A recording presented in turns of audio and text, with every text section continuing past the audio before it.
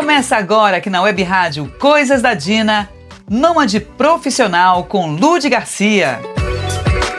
Oi, eu sou Lude Garcia e começa agora o programa Nômade Profissional, aqui na Web Rádio Coisas da Dina, onde vozes do Brasil e do mundo se encontram. No episódio de hoje vou te contar sobre como foi minha Semana Santa na Espanha, ou seja, vamos falar sobre fé, tradição e significado psicológico por trás disso tudo. Eu quero te convidar para olhar para algo que talvez você já tenha visto, mas nem sempre tenha realmente sentido. A Semana Santa na Espanha. As ruas ficam cheias, o silêncio às vezes fala mais do que o barulho. Inclusive tem uma confraria do silêncio e é a que eu mais gosto, confesso. A primeira vez que eu estive foi com a minha família em Sevilha, assistindo uma celebração da Semana Santa. E que coisa mais linda. Aliás, que cidade linda, que tem uma das catedrais mais lindas da Espanha, na minha opinião. E nos 2 últimos anos eu estive na Semana Santa em Saragoça. E que emoção! Mesmo não sendo católica, eu sou cristã e minha fé segue sendo cada dia maior.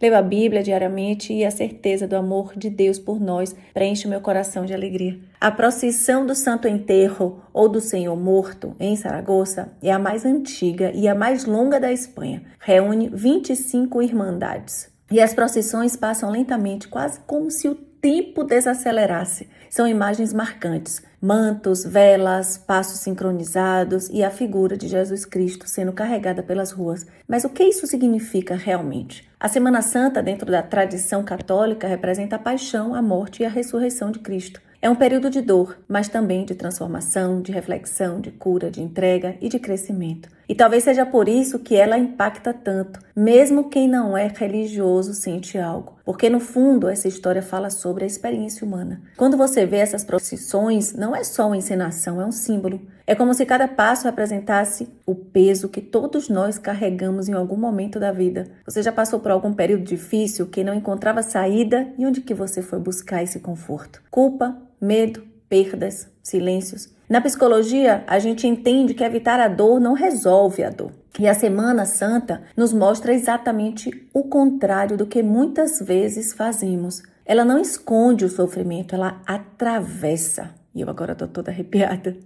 As procissões são lentas e isso não é por acaso. Elas nos lembram que existem processos na vida que não podem ser acelerados, como luto, cura e perdão. Nada disso acontece no tempo da pressa. Acontece com presença, com calma, com assertividade. E nisso, ter fé em algo, mesmo que não tenha fé em si mesmo, ajuda. E como ajuda, nos fortalece e vai fazer você ver a vida de outra forma. Entendo que tem gente que não acredita em nada, nem em si mesma.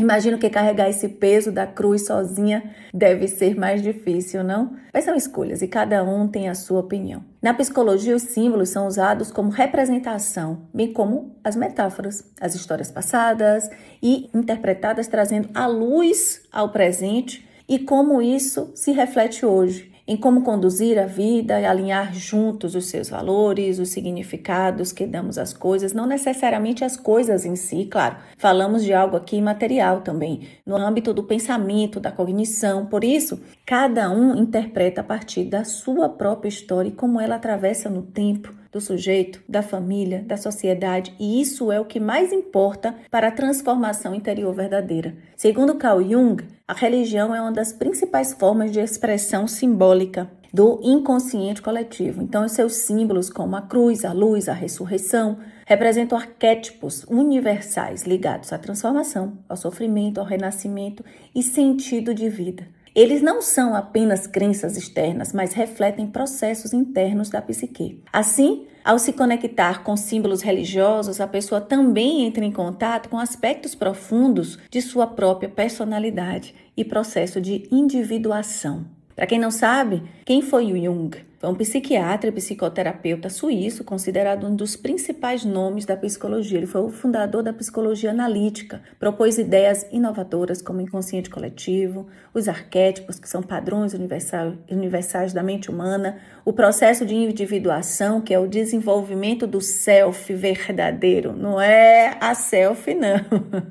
Inicialmente, ele foi colaborador de Freud, mas depois ele seguiu um caminho próprio ali, dando mais ênfase à espiritualidade, aos símbolos e ao significado da vida. Seus estudos influenciaram não só a psicologia, mas também a arte, a religião, a compreensão do comportamento humano até hoje. Aqui eu falo da Ludmilla, não apenas psicóloga, mas também o lado espiritual, que é para mim como ser humano tão importante e que me ajuda a entender as relações, a vida e a compreender com amor e cuidado o outro também no meu trabalho. Esse foi mais um episódio do Nômade Profissional comigo, Ludmilla Garcia. Quer continuar a conversa? Me siga no Instagram, ludmilla.garcia.pc. Siga também o Coisas da Dina Oficial no Instagram. Ouça esse e outros episódios na seção podcast aqui do site. Até o próximo encontro.